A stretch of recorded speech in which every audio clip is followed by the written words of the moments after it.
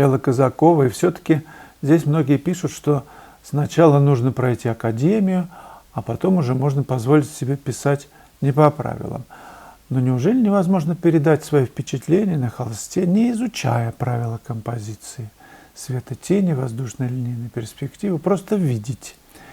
Дети так пишут, и хорошие учителя мои, по крайней мере, советуют брать с них пример, призывают к свободе, раскрепощению, фантазии.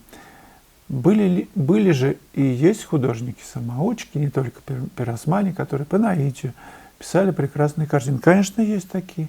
Есть и талантливые композиторы, которые не знают нот. Вы скажете, что это исключение из правил, но что есть талант или гениальность, как не исключение?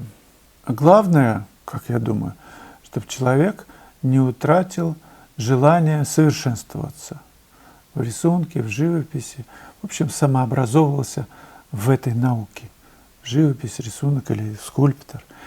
Поскольку академия в этом смысле, вот действительно вы ее взяли в кавычки в вашем вопросе, академия – это место, сообщество большого количества людей, в котором вот бульон такой, кастрюля, в котором все есть такой взаимообмен и, конечно, помощь опытных педагогов. Если это есть, это очень хорошо. Но после академии образование не заканчивается. Художник все время изучает эту науку, он вечный студент, это правда. И, в принципе, разницы нет. Дома ты занимаешься, но контроль нужен. Нужно показывать свои работы профессионалу, который будет вас вести как-то. Иначе работы будут, может быть, талантливые, свежие, но не дотягивать до уровня, когда профессионалы будут вообще в восторге. Нет. Кто-то должен взять над вами шефство. Даже если вы не ходите, например, в автошколу, чтобы научиться машину водить, а вас кто-нибудь там, сосед показывает, там, нажми левую педаль, нажми правую, сильнее. Он же контролирует. Иначе вы сядете за этот автомобиль впервые, вы не будете знать вообще, что сделать и что, куда, чего нажать, чтобы он поехала прямо, а не назад, например. Так что неважно. Главное, чтобы заниматься все-таки под контролем. Я к этому клоню. Неважно, что это будет академия или контролер какой-то в автобусе, который разрешит вам поездку без билета до вокзала, до конечной станции. Ерлан Жексамбетов. Фешин пишет сухо некоторые места. Белые рваные мазки, не закрашенные. Это чисто белый грунт или оно тоже имеет цвет под слоем краски? И так, и так. Есть белый холст. Он вообще любил белый холст, белый грунт. Он считал, что краска на белом грунте имеет, каждая краска прозрачная, правильно? Все-таки есть степень прозрачности. Краска работает, белый холст под краской работает, он ее делает светоносной. Он как бы просвечивает сквозь краску, и краска оживает. Поэтому лучше писать все-таки, на мой взгляд, я тоже это... Я раньше любил писать на серых холстах, даже на черных. Но со временем краска все-таки, вот этот черный цвет, он через краску не просвечивает, а ее глушит. Поэтому белый холст, на мой взгляд, важен. Писать на белом. Более того, Фешин любил оставлять белые холсты, местами не прописанные. Это создает впечатление процесса в живописи, как бы этюдности. Художник сознательно каждый мазок прорабатывает, оставляя вот эту этюдность, показывает, что это часть композиции, это элемент красоты. Вот этот беленький холст, проскоки, фактура, его особая техника усиливает это впечатление процесса в живописи. Есть люди, конечно, которые считают, что это незаконченная работа. Ты же белый холст оставил, как же так? Один мне галерейщик в Америке говорил, ты же не закончил, у тебя же белые холсты. Я говорю, тебе все нравится? Нравится. Так объясни, пожалуйста. Твоя задача объяснить клиентам, что это искусство. Они не поймут. Если белый холст, значит не закончено. Так клиенты считают. Расстались мы с этим галерейщиком. Не пошло дело. Его можно понять. Ну, кому хочется тратить какие-то неимоверные усилия, чтобы доказывать клиенту, что это искусство, белый незакрашенный холст. Ну да ладно. Фешин для всех художников мира является безусловным авторитетом. Поэтому есть чему у него поучиться. Попробуйте в конце концов на бумаге темперы, вот как я делаю. Ну, жалко, например, работу холст портить, оставляя белые куски, да. Ну, бумагу ж не жалко. Она сегодня тоже дорогая в Москве, ее практически нет. Ну так вот, оставляем ее как часть композиции. Пусть она работает. Посмотрите наброски. Работает же белый цвет вот этой бумаги, сама бумага. Не будете же отрицать.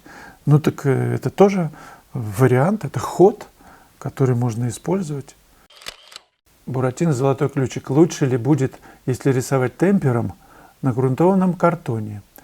Грунтую картон с акрилом, левкасом, или все равно можно картон не грунтованный? Ну, лучше грунтованный, конечно. Смотря для какой целью. Описание об интернете надо долго копаться. Да еще многие темпером не рисуют. Все зациклены маслом. Об темпера мало что говорят. Полный объем знаний не найти. Но темпера очень удобная. И бывает, что от масла темпера не отличишь. Темпера сохнет быстро, когда это нужно. Согласен, на воде же. С маслом так не прокатит. Не знаю, как с маслом из-за того, что сохнет медленно и четко не нарисуешь. Мне от масла получалась мазня. Намного хуже, чем акрилом. Читал, что темперы долговечны. Для меня, как акрил, долговечный. Ну и хорошо, что долговечный. Действительно, темперы же храмы расписывали уж спокон веков. Вы знаете, я люблю писать, ну, наброски делаю на бумаге, но и на холсте можно, и на картоне, причем и на грунтованном, и на негрунтованном. Это же водная краска, там есть клей в этой краске темпере. И это же связующее, ПВА-клей. И все это скрепляется. Но нужно просто попробовать, что вам ближе. Мне, например, комфортнее писать на бумаге, ну, если небольшие работы. Если это холст, ну, тот же Серов, посмотрите, портрет Гиршман, это же темперой написано, у него очень много работ темперой. На холсте, ну, конечно, грунтованном. Темпера — материал универсальный. На картоне, на холсте, на бумаге, на всем держится и держится хорошо. Ну, а дальше ваши приоритеты. Главное, чтобы работы были в разной технике, разными материалами. Безусловно, у каждого из нас есть предпочтение. Ну, люблю я масло, да. Но на выставке, ну, есть же работы какие-то и темперные, и карандашные. На выставке лучше показывать себя с разных сторон. И сбоку, в профиль, и сзади. Ну, я имею в виду и карандашом, и гуашью, и какие-то ранние работы, эскизы. Это все ваш образ, это лепится в ваше мастерство. Чем шире вы себя показываете, объемнее, тем ярче создается впечатление о вас. Более того, один материал, но работы будут все пусть разные. Какие-то насыщенные по цвету, какие-то блеклые, какие-то мощные, контрастные, какие-то вообще не контрастные. Какие-то жидко прописаны, какие-то едва касаясь, какие-то мощно. Ну, в общем, шире себя нужно представлять публике. Фактически мы показываем в каждой работе свое удивление. Удивление тому, что мы видим, как мы чувствуем, как мы живем, как мы мыслим. И если вы искренне удивляетесь, значит, будет ответ. Обязательно найдется тот, кто срезонирует, кто так же удивится, как вы. Акция в 25% на 3 базисных урока заканчивается сегодня ночью. Прошу всех заинтересованных поторопиться. 3 в одном. На многочисленных примерах.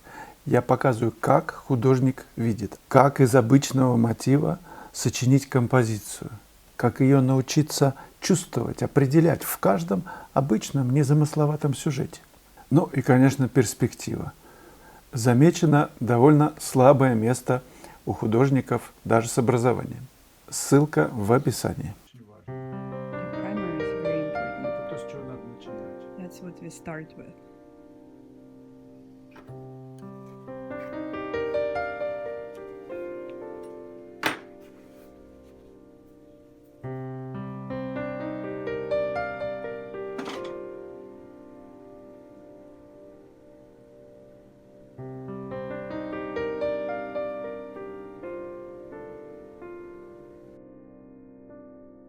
When he was mixing the paint for this one stroke here, and what he was talking about, which I can't remember right now, but it went right to my heart.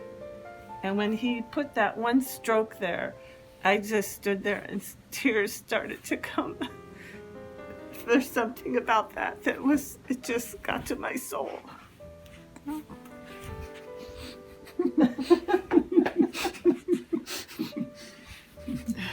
Thank you.